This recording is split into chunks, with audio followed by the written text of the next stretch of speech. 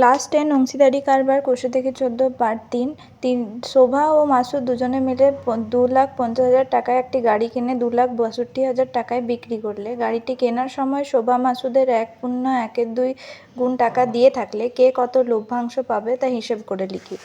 শোভা ও মাসুদ 2,50,000 টাকায় গাড়ি কিনে 2,62,000 টাকায় বিক্রি করলে তাদের লাভ হয় 2,62,000 মাইনাস 2,50,000 সমান 12,500 টাকা।